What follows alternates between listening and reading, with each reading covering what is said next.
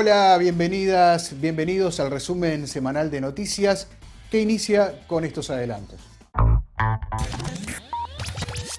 En Argentina piden debatir la reducción de la jornada laboral a través de una ley que fue presentada en el Parlamento. 23 millones de latinoamericanos trabajaron desde su casa durante la pandemia de COVID-19 en el segundo trimestre de 2020. El crecimiento en la entrada de inversiones extranjeras a América Latina y el Caribe no llegaría a 5% este año. La CSA recibió a dirigentes sindicales de Haití, Argentina y Brasil para hablar sobre la situación en esos países.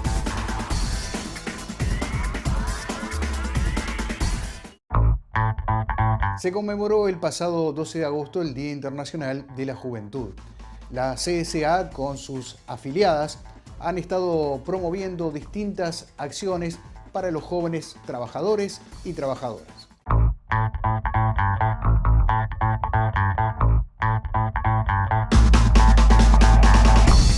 En el marco del Día Internacional de la Juventud, que se conmemoró el pasado 12 de agosto, la CSA y sus afiliadas han desarrollado y desenvuelto acciones de las y los jóvenes trabajadores de la región. La CSA lanzó una serie de videos con la participación de jóvenes del Comité de la Juventud Trabajadora de las Américas, donde se presentaron las propuestas y reivindicaciones de la juventud del continente respecto a diversos temas como la necesidad de democracias fuertes y representativas, la temática ambiental y la Plataforma de Desarrollo de las Américas, PLADA, la transformación y fortalecimiento del movimiento sindical para incluir la diversidad de la clase trabajadora y la necesidad de formación político-sindical para enfrentar los desafíos del mercado de trabajo y del trabajo del futuro.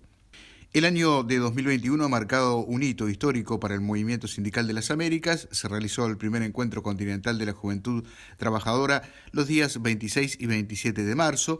Durante los 2 días del encuentro, que se realizó de modo virtual, fue posible intercambiar, debatir y expresar la diversidad de la clase trabajadora de las Américas y la lucha representada por el movimiento sindical de la región. Y nos vamos a Argentina, donde están pidiendo debatir sobre la jornada laboral.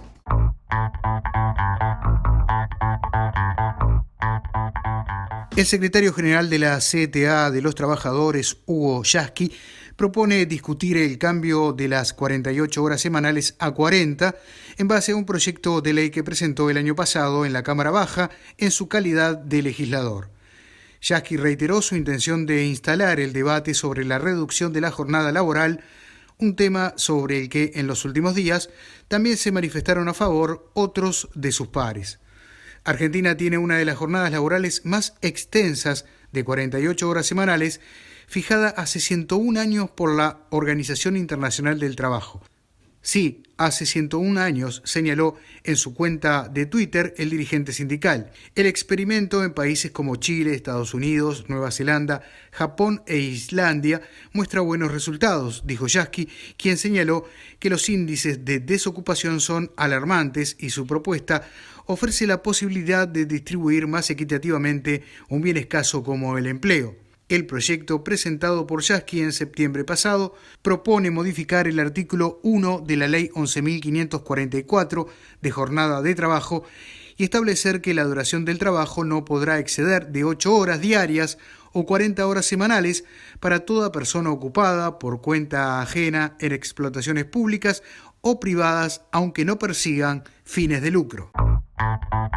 Unos 23 millones de latinoamericanos trabajaron desde sus hogares en el segundo trimestre del año 2020 debido a la pandemia del COVID-19, de acuerdo a un informe de la Organización Internacional del Trabajo. El documento también recoge que el teletrabajo irrumpió en los mercados latinoamericanos como una forma de enfrentar las consecuencias de la enfermedad. El texto, no obstante, señala que aún es muy temprano para predecir el alcance efectivo del teletrabajo y que es necesario que los países estén preparados para asumir que esta modalidad llegó para quedarse, ya sea como una solución conveniente para algunas personas y empresas o a través de la proliferación de formas híbridas que combinen trabajo en el establecimiento con trabajo desde el hogar.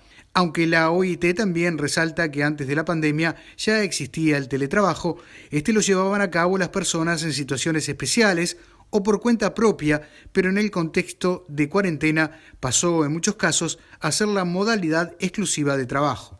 Rosana Mauricio, especialista regional en economía laboral de la OIT y autora de la investigación, dijo que si bien la incidencia fue mayor durante los meses de confinamiento, la tendencia se mantiene y se han beneficiado principalmente profesionales formales de edades medias que realizan tareas administrativas y con acceso a las tecnologías necesarias para llevar a cabo sus tareas. La Comisión Económica para América Latina y el Caribe ve una lenta recuperación en materia de inversión en América Latina. Pensar que las entradas de IED, inversión extranjera directa, hacia la región tengan un incremento superior al 5%, indica un documento del organismo. En 2020, a la región ingresaron 105.480 millones de dólares por concepto de inversión extranjera directa, lo que representa unos 56.000 millones de dólares menos que en 2019. El organismo, dependiente de Naciones Unidas, señaló que la recuperación económica regional será parcial y además algunos países se están reprimarizando para impulsar su economía, con la que se estaría retomando un modelo económico que no ha sido capaz de garantizar un aumento sostenido del Producto Interno Bruto y de la productividad a lo largo del tiempo.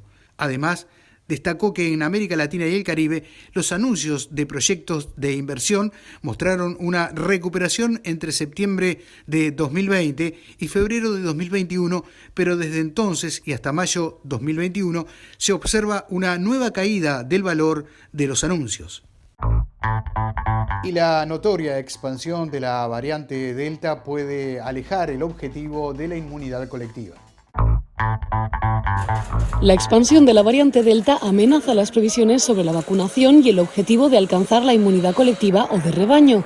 Esas previsiones podrían tener que revisarse al alza, según han reconocido ahora expertos de la Organización Mundial de la Salud.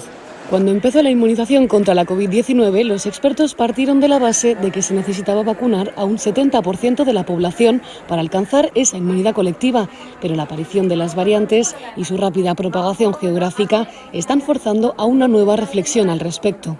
La variante Delta no es la única que causa inquietud, tiene una capacidad de contagio más elevada que el coronavirus original, pero la variante Alfa, la Beta y la Gamma también han surgido de mutaciones que las han hecho más transmisibles y virulentas. Es por ello que la OMS las considera variantes de preocupación. Según el último informe epidemiológico de la organización, la variante Delta, inicialmente detectada en India, se transmite actualmente en 135 países, la Beta, originaria de Sudáfrica, en 132, la Gamma en Brasil en 81 y la Alfa de Reino Unido en 182. La cuestión de la inmunidad colectiva implica, según los expertos, saber en qué medida la gente que no está vacunada está protegida simplemente porque vive entre gente que sí lo está. Pero no se trata de un simple número, aseguran, ya que esto depende totalmente del nivel de transmisibilidad de un virus.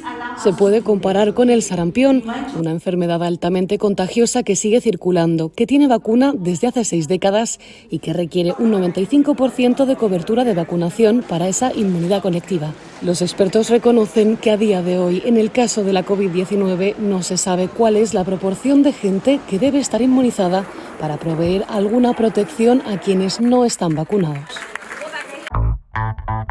Con el fin de mejorar en Ecuador la situación de migrantes y refugiados, la Agencia de Naciones Unidas para las Migraciones, ACNUR, y la Organización Internacional del Trabajo firmaron un convenio.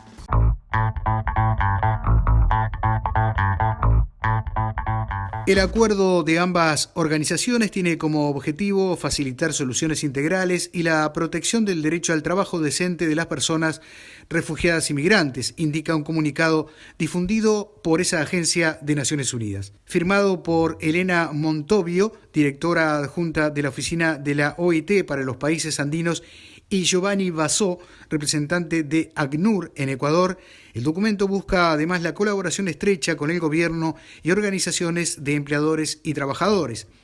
Todo ello para la creación, fortalecimiento y adaptación de políticas, programas y servicios necesarios para que las personas refugiadas y migrantes accedan a empleo, autoempleo y a otros esquemas de protección social adecuados y sostenibles. Desde que comenzó la crisis venezolana se han radicado en el país unos 450.000 migrantes, según datos oficiales, y 600.000, según recuentos alternativos de organismos locales e internacionales. La pandemia los ha puesto en una situación de mayor vulnerabilidad porque suelen trabajar en la informalidad, lo que ha despojado a muchos de todo ingreso. En el país andino también hay una población refugiada de unas 60.000 personas, la mayoría del conflicto colombiano. La CSA comenzó un ciclo de reuniones con sus afiliadas y recibió a representantes de Haití, Argentina y Brasil. Esta semana el secretariado de la CSA empezó un ciclo de reuniones con sus afiliadas. El primer encuentro fue realizado con los dirigentes sindicales de Haití, Jean Bonal, presidente de la Confederación de Trabajadores del Sector Público y Privado de Haití, quien puntualizó las dificultades que enfrenta el movimiento sindical haitiano. Haití está en situación extremadamente difícil. Estamos como en época de la dictadura, cuidándose de no ser asesinados. Marie-Louise Lebrun, secretaria general adjunta de la Confederación de Trabajadores Haitianos, explicó que el miedo es un sentimiento presente en la vida diaria de los haitianos. Después de la muerte de Moïse, todos tienen miedo, gracias a la CSA por habernos invitado a compartir nuestra situación. Las afiliadas brasileñas también fueron recibidas por la CSA. Antonio Lisboa, secretario de Relaciones Internacionales de la CUT Brasil, habló de la importancia de la unidad sindical. Es fundamental que nos acerquemos para potenciar las acciones sindicales en la región. Temas como democracia y solidaridad sindical en la pandemia fueron puntuados por Ricardo Patá, de la UGT Brasil. Divansir Chiminasi, presidente de la CNPL Brasil, señaló las dificultades existentes a partir de la reforma laboral, particularmente en el aspecto financiero. El cierre de la semana fue con las centrales argentinas. Dirigentes de la CGT, como Gerardo Martínez, Jorge Solá y Héctor Daer, hablaron sobre la pandemia, desigualdad y el papel central de la CSA en la promoción del diálogo social en la región. Por la CTA de los Trabajadores, Hugo Yasky puntualizó la incidencia de los sindicatos en la agenda argentina con propuestas desde el movimiento sindical como la campaña por los impuestos a las grandes fortunas que fue impulsada por la CTA de los Trabajadores. La CSA está instalando una práctica política que necesitamos para buscar victorias y una de ellas es fortalecer la organización en el ámbito internacional. Y a un mes del asesinato del presidente de Haití se sigue sin conocer quiénes fueron los autores materiales e intelectuales del magnicidio.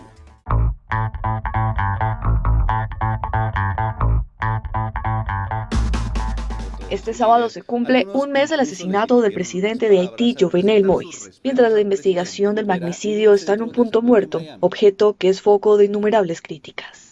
Entre los reproches a las autoridades responsables de la causa está la lentitud de los procedimientos, la persistencia de muchas zonas grises en la investigación, la negativa de las autoridades a divulgar información y la falta de respeto a los principios establecidos por la ley. A pesar de las detenciones, los registros, los interrogatorios, la incautación de armas y municiones y de todas las acciones llevadas a cabo hasta la fecha por las autoridades judiciales y policiales, la población tiene grandes dudas sobre la investigación. Esto teniendo en cuenta que Haití es un país fuertemente marcado por la impunidad y con un sistema judicial disfuncional. Aunque se señale a Cristian Emmanuel Sanón como autor intelectual del asesinato de Moïse, el primer ministro Ariel Henry y la viuda del mandatario Martín Moïse han manifestado a la prensa internacional que los responsables del asesinato aún no han sido detenidos. Se realizó un importante congreso unitario sindical en Paraguay con presencia de representantes de la CSA. Con esta y otras noticias abrimos el siguiente compacto informativo.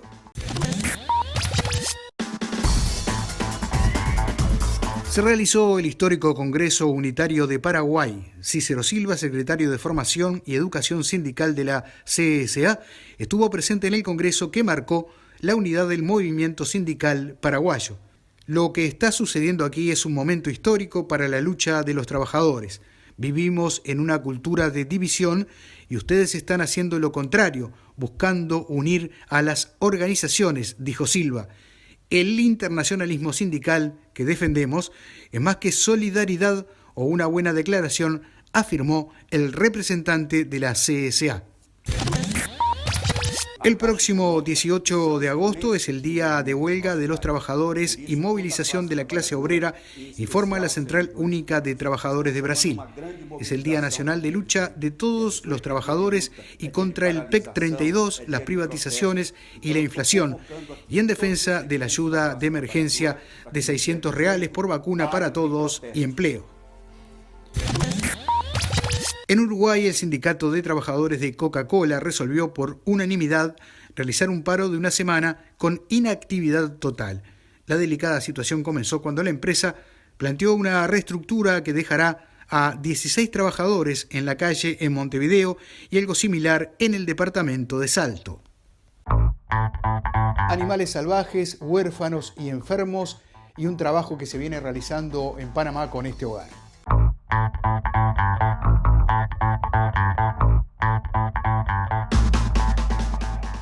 Osos perezosos, ocelotes, ardillas, monos y zarigüeyas descansan rodeados de paz en un albergue en el frondoso bosque húmedo de Gamboa, en Panamá, tras ser rescatados del tráfico ilegal o de accidentes, mientras esperan ser reinsertados a su hábitat natural. Son especímenes huérfanos, enfermos o heridos que han sido acogidos por el personal de la Asociación Panamericana para la Conservación, una organización panameña sin fines de lucro, dedicada a recibir y rehabilitar la fauna silvestre del país centroamericano. Habla el director ejecutivo de la Asociación Panamericana para la Conservación, Néstor Correa. Ahora, para las especies que son cuadrúpedos, que están terrestres, que no trepan, lo que vamos a implementar por ahora sería los letreros de advertencia para que los conductores bajen la velocidad. Quisiéramos de repente también poder implementar resaltos, pero no sé si se va a permitir. Conformados por un equipo multidisciplinario, los miembros de la Asociación Panamericana para la Conservación sanan y vigilan a la fauna silvestre de Panamá, cada vez más amenazada por las altas velocidades de los conductores y acechados por el tráfico ilegal. Los animales son trasladados a espacios adecuados para brindarles atención hasta que obtengan las capacidades para sobrevivir en la selva. Entre ellos está una joven ocelote, un tipo de felino que habita principalmente en los bosques tropicales de América sin sus colmillos que le fueron arrancados para la venta. El tráfico ilegal de animales es un problema que perseveró durante la pandemia y cada vez está más perseguido por las autoridades panameñas, que ahora cuentan con una policía ambiental, un cuerpo especializado dentro de la institución, como lo explica el director del área metropolitana del Ministerio de Ambiente, Enrique Castillo. El Ministerio de Ambiente está haciendo un esfuerzo tremendo a través de todas las direcciones regionales en las provincias, de ubicar a estos ciudadanos nacionales y extranjeros que se dedican a este ilícito. Es un delito ambiental estar de contrabando con animales de la vida silvestre.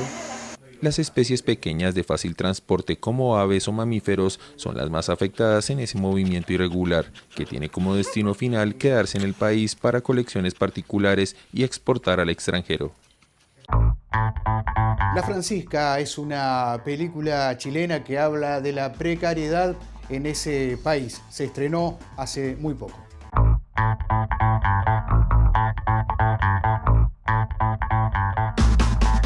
Coproducida entre Europa y Latinoamérica, la cinta La Francisca, el debut de Rodrigo Litorriaga, retrata la crudeza de ser una mujer joven en el norte de Chile, un drama sobre la precariedad de las regiones y la fuerza de una generación que ha dejado huella en la historia del país. La película fue filmada el 2018, antes de la famosa revuelta social, y claro, yo creo que si bien Francisca, digamos, en la película no es politizada porque no es el tema, representa, creo yo, esa generación que se encontró en el momento en jaque simplemente con sus propias posibilidades de construir su vida y por lo tanto tuvo que asumir lo que pasó meses después. La Francisca es la historia de una muchacha que vive en Tocopilla, en el desierto de Atacama, y que lleva una vida más de adulta que de joven. Trabaja y cuida de su hermano pequeño con autismo, mientras lidia con unos padres desatendidos. Este panorama la lleva a pensar en marcharse del pueblo para encontrar nuevas oportunidades, mientras en Santiago se desarrollan las protestas estudiantiles de 2011, consideradas como el preludio de la crisis social que estalló en 2019. Litorriaga afirma que siempre quiso llevar a la pantalla una historia como la de la Francisca, para denunciar la tardía evolución que han tenido en las regiones las instituciones tras la dictadura militar y para ensalzar el rol de los jóvenes que han sido marginados de la política en las últimas décadas. Chile institucionalmente se instaló en un compromiso que perdura hasta el día de hoy y que recién hace muy poco tiempo está conociendo una evolución consistente, digamos, pero son 30 años, ¿no? O sea, 30 años son muchos años. Y la película ambientada efectivamente en el día de hoy apunta justamente a, de una cierta manera, denunciar la situación institucional que perduró durante tantos años. La película se estrenará en Chile el próximo 2 de septiembre a través de la plataforma .play y espera asimismo llegar a la gran pantalla en Bélgica y Francia. Y la primera mujer árabe astronauta quiere romper con todos los estereotipos.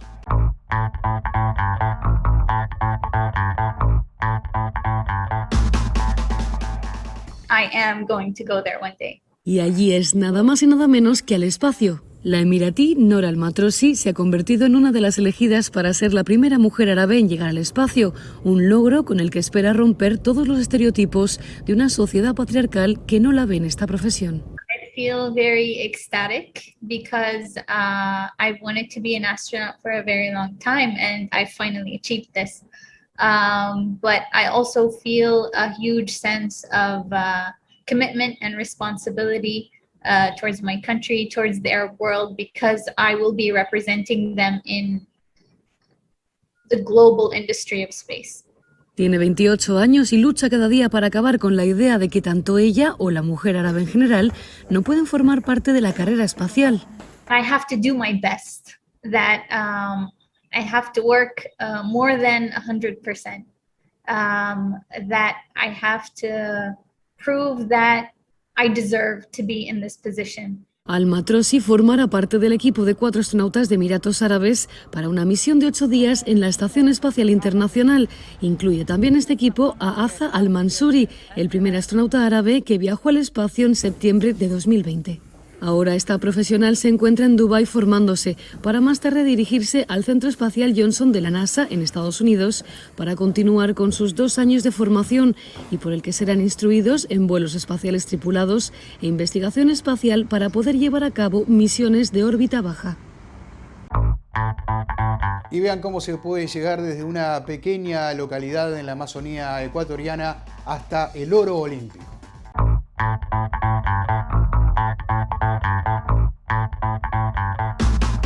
La halterofilia ecuatoriana ha conquistado la gloria olímpica con una medalla de oro, otra de plata y un diploma, 2 de ellos conseguidos por hermanas de la pequeña localidad amazónica de Shell. De unos 10.000 habitantes, esta localidad de la provincia de Pastaza ha saltado a los titulares de mano de las hermanas Neisy Dajomes y Angie Palacios, que llevan apellidos distintos solo por la urgencia de la primera hace años de conseguir un pasaporte para competir fuera del país, mientras el padre se encontraba en el extranjero. Los vecinos de Shell no han dejado de celebrar desde que Dajomes consiguió su medalla dorada, siendo la primera mujer en la historia de Ecuador que se cuelga una presea de primer lugar. Y es que el éxito de Dajomes de 23 años se veía venir a raíz de la veintena de títulos nacionales e internacionales que había obtenido estos últimos años. Pero también su hermana de 20 años, Angie, ha logrado posicionarse al frente de esta disciplina con un 6º puesto en Tokio. Me llené de orgullo. Teníamos la posibilidad de pelear la medalla de bronce, estuvimos ahí peleando junto con las mejores y haber llegado a obtener el diploma olímpico, haber quedado en ese 6º lugar, fue algo muy bonito el saber que todo el esfuerzo y el sacrificio que he venido dando en estos años ha valido la pena. El llegar apenas con mis 20 años a una plataforma olímpica y traer ese diploma es algo muy satisfactorio. La pasión por la halterofilia llegó a esta familia de mano de un hermano mayor fallecido en un accidente en 2018, uno de los golpes más duros que han sufrido, y al que sumó un año después la muerte de su madre, soporte fundamental para ambas deportistas. A ellos dedicó Dajomes su medalla durante la ceremonia de premiación, a los que llevó simbólicamente al podio escribiendo en una de sus manos mamá y hermano. Soy José Sena desde la sede continental de la CSA en Montevideo, Uruguay. Gracias por acompañarnos.